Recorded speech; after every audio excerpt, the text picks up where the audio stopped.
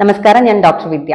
Vitamin D deficiency ഇന്ന് സാധാരണയായി കേട്ടുവരുന്ന ഒരു വാക്കാണ് വൈറ്റമിൻ ഡിയുടെ കുറവ്. വൈറ്റമിൻ ഡിയുടെ കുറവ് കുട്ടികളിലും മുതിർന്നവരിലും ഒരുപോലെ ഉണ്ടാകുന്നത് ബോണിന്റെ ഡെവലപ്മെന്റിനെ ബാധിക്കുക എന്നുള്ളതാണ്. അതുകൊണ്ട് തന്നെ എല്ലുകളിലെ വേദന, സന്ധികളിലെ വേദന, മസിൽ ക്രാംസ്, മണ്ണ് ഉരുട്ടിക്കയറല്, അതേപോലെ നമുക്ക് ഉണ്ടാകുന്ന മുടികൊഴിച്ചില്, ക്ഷീണം, ചെറിയൊരു തരത്തിലുള്ള ഡിപ്രഷൻ അല്ലെങ്കിൽ ആങ്സൈറ്റി പോലത്തെ ബുദ്ധിമുട്ടുകൾ, ഇതെല്ലാം വൈറ്റമിൻ ഡിയുടെ കുറവ് കൊണ്ട് കാണാറുണ്ട്.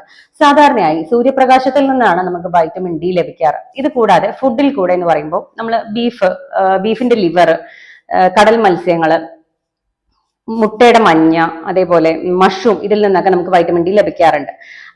ഇങ്ങനെയൊക്കെ നമ്മൾ കഴിച്ചാൽ പോലും നമ്മുടെ ശരീരത്തിൽ ആവശ്യമായ തോതിൽ വൈറ്റമിൻ ഡി ചിലപ്പോൾ കാണാറില്ല. നമ്മൾ ബ്ലഡ് ഒക്കെ ടെസ്റ്റ് ചെയ്ത് നോക്കുമ്പോൾ, ബ്ലഡ് ടെസ്റ്റ് ചെയ്യുമ്പോൾ 25-ൽ താഴെയാണ് വൈറ്റമിൻ ഡി പലർക്കും കാണാറ്. അത് 8-9 കാണുന്ന ആൾക്കാരാണ് കൂടുതലും. ഇതെന്തുകൊണ്ടാന്ന് വെച്ചാൽ നമുക്ക് വൈറ്റമിൻ ഡി ബോഡിയിലേക്ക് അബ്സോർപ്ഷൻ അല്ലെങ്കിൽ ആഗിരണം പ്രോപ്പർ ആയിട്ട് നടക്കുന്നില്ല. അപ്പോൾ നമുക്ക് ഇതേ വൈറ്റമിൻ ഡിയുടെ ഡെഫിഷ്യൻസി കാണിക്കുന്നു. ഈ വൈറ്റമിൻ ഡി എന്ന് പറയുന്നത് ബോണിന്റെ സ്ട്രെങ്ത്തിനും അതേപോലെ തന്നെ ബോണിന്റെ സ്ട്രെങ്ത്തിനും വളരെയധികം ഇമ്പോർട്ടന്റ് ആണ്. മസിൽ സ്ട്രെങ്ത്തിനും ഇത് വളരെ അത്യാവശ്യമാണ്.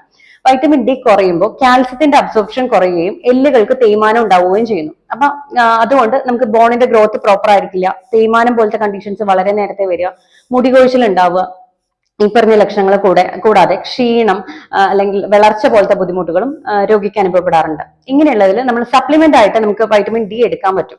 അത് ഒന്നില്ലെങ്കിൽ ഡോക്ടറെ കണ്ടിട്ട് നമുക്ക് എത്ര അളവിൽ വൈറ്റമിൻ ഡിയുടെ ടാബ്ലറ്റ് അല്ലെങ്കിൽ സപ്ലിമെന്റ് ആവശ്യമാണ് എന്നുള്ളത് തീരുമാനിച്ച് അത് കൃത്യമായിട്ട് കഴിക്കാം. ഒരു ഡെയിലി ഡോസേജ് എന്നുള്ള രീതിയിൽ മിനിമം ഒരു 600 international unit of vitamin D നമ്മുടെ ശരീരത്തിന് ആവശ്യമാണ്.